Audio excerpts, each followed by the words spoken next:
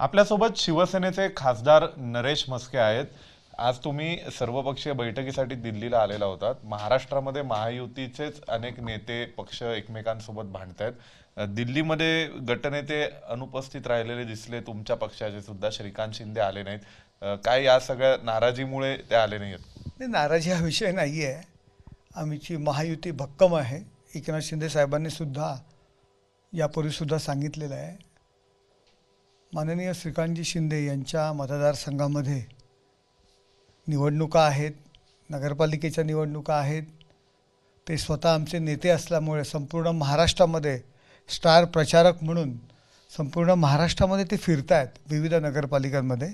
आणि त्यांच्याऐवजी आजच्या बैठकीला मी आलेलो आहे। त्यामुळे शिवसेनेचं प्रतिनिधित्व आजच्या बैठकीला त्या ठिकाणी होतं। राज्यसभेतनं मिलिंद देवरासुद्धा त्या ठिकाणी उपस्थित होते। तुमच्या सोबतचे आणखीन एक राष्ट्रवादी काँग्रेस पक्ष अजित पवारांचा आहे, त्यांचे गटनेतेही आले नाहीत, कोणी प्रतिनिधी आले नाही। कसं पाहायचं याकडे? तर त्याचा उत्तर, त्यांचा प्रवक्ता म्हणून मी काम करत नाही, त्याच्यामुळे त्याचं उत्तर तेच देतील। कदाचित निवडणूक आहेत महाराष्ट्रात म्हणून ते लोक आले नसतील।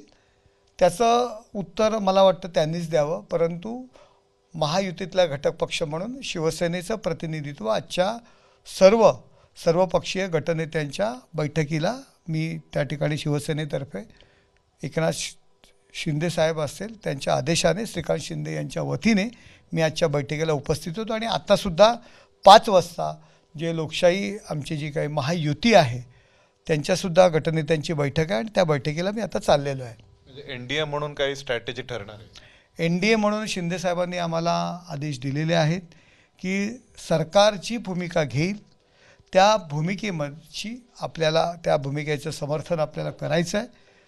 माननीय नरेंद्रजी मोदी आणि अमितभाई शहा जे काही निर्णय घेतील या देशाच्या हिताचे निर्णय असतील आणि त्याच्यासोबत आपल्याला राहायचं आहे।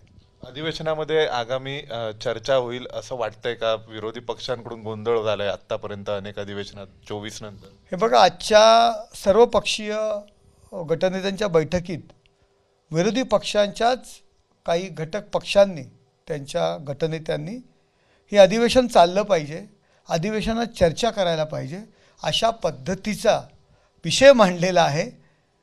खरोखरच त्या सदस्यांचं मी या ठिकाणी अभिनंदन करतो।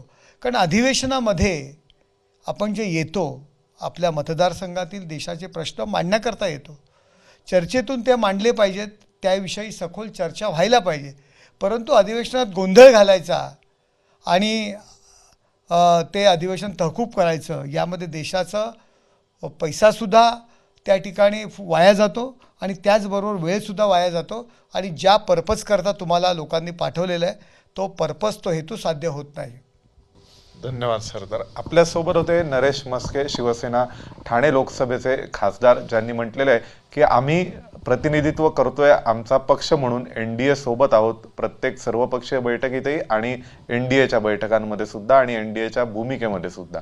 व्हिडिओ जर्नलिस्ट वेद पांडेसह सोमेश कोलगे, एबीपी माझा, नवी दिल्ली। एबीपी माझा, उघडा डोळे बघा नीट।